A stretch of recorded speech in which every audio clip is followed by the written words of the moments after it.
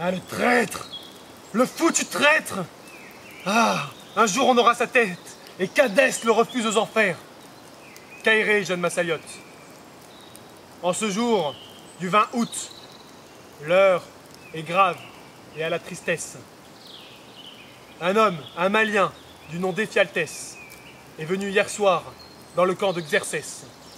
Et il a informé, attiré par l'appât du gain, qu'un passage existait à travers la montagne. Et il les a guidés, le traître. Pourtant, tout était parfait. Léonidas tenait Xerxès, il bloquait le défilé, et l'armée du grand roi allait être bientôt acculée, réduite par la faim et la soif. Mais non, à la tombée de la nuit, Xerxès ordonna à Hydarnès et à ses 10 000 immortels, dont leur contingent avait été renforcé enfin par des hommes désireux de se battre dans ce corps prestigieux, il leur avait ordonné de contourner la position de grand roi Léonidas. Ils passèrent par la montagne, nuitamment. Cependant, la nuit était sans vent. Aussi, leurs pas écrasant les feuilles mortes de la montagne réveillèrent finalement les Phocidiens. Ce contingent de 1000 hommes qui avait été dépêché spécialement par Léonidas pour tenir la passe, malheureusement, n'était pas prête à affronter un ennemi de nuit. Comprenez, ça ne se fait jamais. Aussi, ils s'armèrent en urgence. Et, alors que les Perses arrivèrent, ils se mirent en ordre de bataille.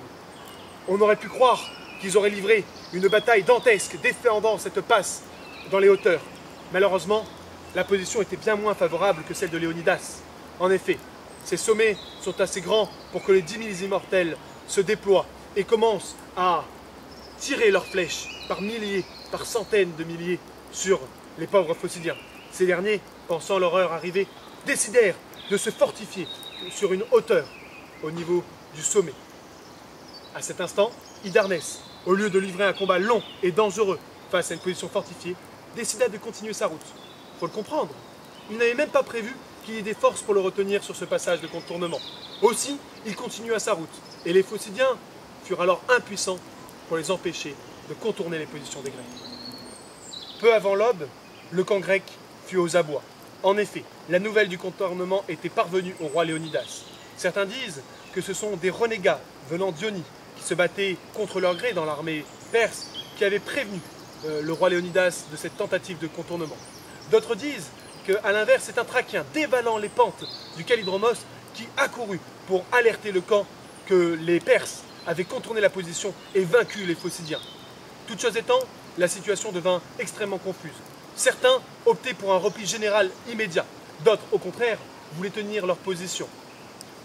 Certains auteurs affirment même que les Spartiates décidèrent d'envoyer quelques-uns de leurs hommes, les plus discrets et les plus courageux, pour s'infiltrer dans le camp de Xerxès et tenter d'assassiner le roi des rois. Malheureusement, si cette tentative a bien eu lieu, il semble que celle-ci ne fut pas couronnée de succès. En effet, le lendemain matin, Xerxès était toujours en vie. Léonidas, face à cette situation périlleuse, fit un choix difficile et pourtant salvateur. Il décida de congédier la plus grande partie de l'armée, afin de sauver la vie précieuse de ses guerriers, de ses hoplites qui plus tard dans la guerre pourront être utiles. Quant à lui et ses 300 hypéistes, sa garde personnelle, il s'engageait à défendre le passage pour couvrir leur retraite. Face à cet appel, face à ce cri d'honneur poussé par le roi de Sparte, plus de 400 Thébains et 700 Thespiens se rallièrent à lui et décidèrent eux aussi de périr à ses côtés. Et on oublie en plus bien souvent les 900 Ilotes qui accompagnaient les 300 Spartiates qui eux aussi demeurèrent aux côtés de leur maître. Et c'est ainsi, dans cette situation difficile, abandonné du reste de l'armée, que Léonidas se tint droit, debout, face à l'armée de Xerxès, aux premières lueurs de jour. Ce faisant, il savait qu'il allait accomplir la prophétie qui autrefois avait été donnée aux Spartiates peu avant la guerre. Je vous la lis, gravée sur cette pierre. Pour vous, citoyens de la vaste Sparte, votre grande cité glorieuse, ou bien sous les coups des Perséides, tombe, ou bien elle demeure. Mais sur la race d'Héraclès, sur un roi défunt, alors pleurera la terre de Lacédémone. Son ennemi, la force des taureaux ne l'arrêtera pas, ni celle des lions quand il viendra. Sa force est celle de Zeus. Non, je te le dis, il ne s'arrêtera pas avant d'avoir reçu sa proie. ou l'une, ou l'autre. Ainsi, en faisant le choix de sacrifier sa vie, Léonidas faisait aussi le choix de sauver sa cité. L'ensemble des forces qui étaient à ses côtés décida de la sacrifier avec lui. Lorsque le Thrakien qui avait délivré le message les informa que lorsque les immortels viendraient, ce serait une pluie de flèches qui obscurerait même le soleil et qui leur tomberait dessus, eh bien, un Spartiate du nom de Dienékès s'écria « Très bien, ainsi, nous combattrons à l'ombre. » C'est là bien un des traits des Spartiates, de rire du danger et d'aller au-devant d'Hadès avec le sourire. Le lendemain matin, comme je vous l'ai dit, Xerxès était face à eux.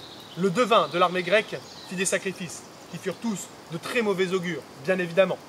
Et ce dernier, au lieu de s'enfuir, décida de rester aux côtés des Grecs. Il prit soin seulement de congédier son fils unique, afin que ce dernier puisse perpétuer sa lignée. Contrairement à son habitude, Léonidas et ses troupes s'avancèrent bien loin du mur phocédien. Ils se déployèrent dans la partie la plus large du défilé. Ainsi, ils souhaitaient infliger le plus de dégâts avant l'arrivée des immortels dans leur dos. Dans ce dernier baroud d'honneur, le choc fut terrible, et dans ce corps à corps, les panoplies, usées par 2 jours de combat, se brisèrent. Les boucliers volèrent en éclats, les lances se brisèrent. Les combattants durent se battre avec leurs lames et leurs coutelas.